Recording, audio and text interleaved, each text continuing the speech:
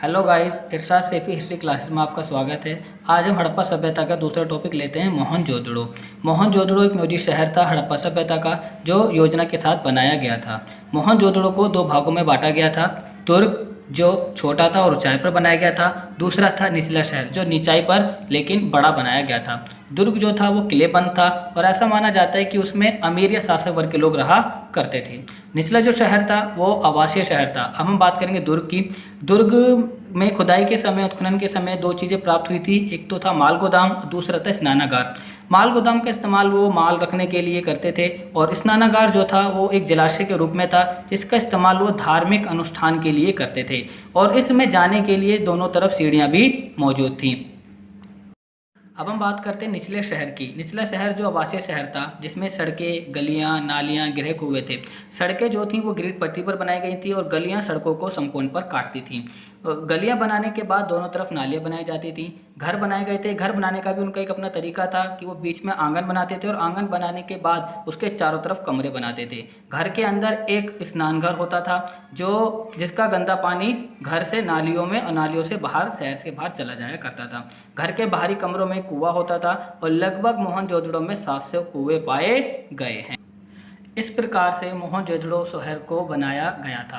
अब हम बात करते हैं सामाजिक भिन्नताएं की कि वहाँ पर समाज में भिन्नताएं थी या नहीं थी। कि सब जैसे आज हमारे समाज में हैं अमीर गरीब हैं, अलग अलग परंपराओं को, अलग अलग धर्म को मानने वाले लोग हैं, क्या हड़प्पा सभ्यता में भी ऐसा था?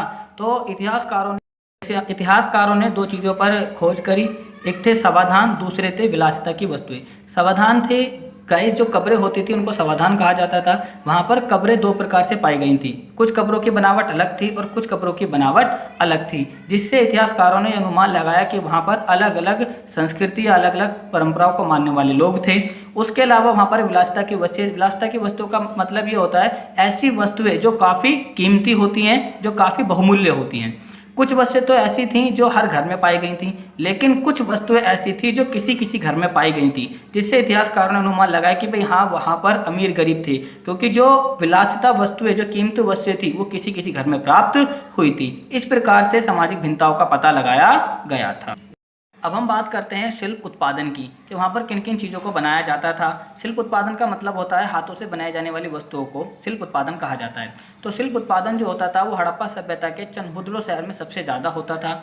चनहुद्रो जो शहर था वो मोहनजोदड़ो से क्षेत्रफल में कम था, लेकिन सबसे ज़्यादा वहाँ पर शिल्प उत्पादन होता था। किन किन चीज़ों का शिल्प उत्पादन होता था? जैसे वहाँ पर औजार बनाए जाते थे, मनके बनाए जाते थे, मृदभांड बनाए जाते थे, मोहरे बनाई जाती थी, बाट बनाए जाते थे।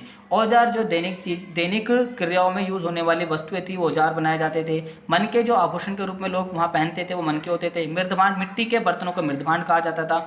मोहरे जो थी वो सैलखड़ी पत्थर से बनी हुई होती थी और मोहरों का इस्तेमाल वो दूर से व्यापार करने के लिए किया करते थे। वहाँ पर बाट भी पाए गए हैं, जिससे पता चलता है कि भाई वहाँ पर तराजू का इस्तेमाल होता था। जो बाट थे वो चट नामक पत्थर के बने हुए होते थे।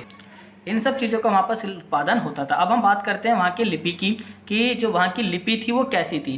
गाइस, वहाँ की जो लिपि थी वो एक रहस्यमय लिपि थी, क्योंकि उसको आज तक पढ़ा नहीं जा सका है। वो लिपि जो थी वो दाएं से बाएं ओर लिखी जाती थी। वहाँ की चिन्हों की संख्या 375 से 400 के बीच में पाई गई थी और ये वर्णमाल्य लिपि नहीं थी। गाइस, ये रहस्यमय लिपि थी, लेकिन इतिहासकारों ने कुछ तरीकों से पता लगाया कि भाई हाँ, वो दाएं से बाईं तरफ लिखी जाती थी। क्योंकि जैसे हम रजिस्टर में लिखते हैं कि जिस तरह से हम लिखना स्टार्ट करते हैं वहाँ से सारी लाइनें सेम होती हैं, लेकिन जहाँ हम लाइन खत्म करते हैं वहाँ पर कुछ लाइनें आगे तक जाती हैं, कुछ लाइनें रुक जाती हैं। तो इसी प्रकार इतिहासकारों ने पता लगाया कि वो लिपि जो थी वो दाएं से बाईं ओर लिखी जाती थी। अब हम बात करते हैं हड़प्पा सभ्यता में सत्ता की कि वहाँ पर शासन करने वाले लोग कौन थे, क्या थे। गाइस, इतिहासकारों में मतभेद है कि वहाँ पर राजा था या नहीं था, क्योंकि बहुत सारी ऐसी चीज़ें हैं जिससे पता चलता है वहाँ राजा था और बहुत सारी चीज़ें जिससे पता चलता है वहाँ पर राजा नहीं था। जैसे वहाँ पर खुदाई में एक भवन मिला, विशाल भवन, जिसे प्रसाद का नाम दिया गया।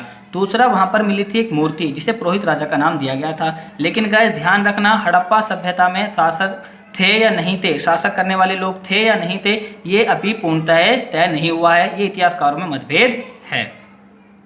हम बात करते हैं सभ्यता के अंत की कि हड़प्पा सभ्यता का अंत कैसे हुआ। गाइस, कुछ इतिहासकारों का मानना है कि प्राकृतिक आपदाओं की वजह से हड़प्पा सभ्यता का अंत हुआ। प्राकृतिक आपदा जैसे भूमि का अधिक उपयोग, वनों की कटाई, नदियों का सूखना या मार्ग बदल लेना, अत्यधिक बाढ़, महामारी, और कुछ इतिहासकारों का मानना है कि बाहरी आक्रमण की वजह से भी सभ्यता का अंत हुआ था।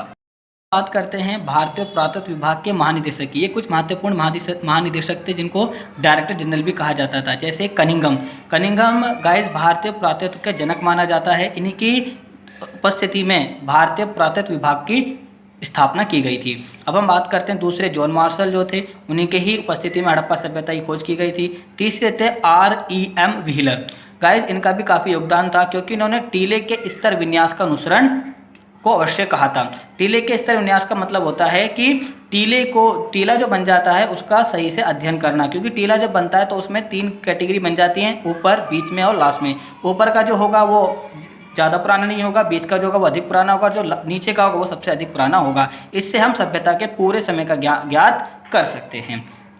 गाइज हड़प्पा सभ्यता चैप्टर के हमने सारे टॉपिक्स क्लियर कर ले हैं। अधिकतर एग्जाम में इन्हीं टॉपिक से क्वेश्चन पूछे जाते हैं। कोई भी डाउट हो तो आप मुझे कमेंट करें। Thank you.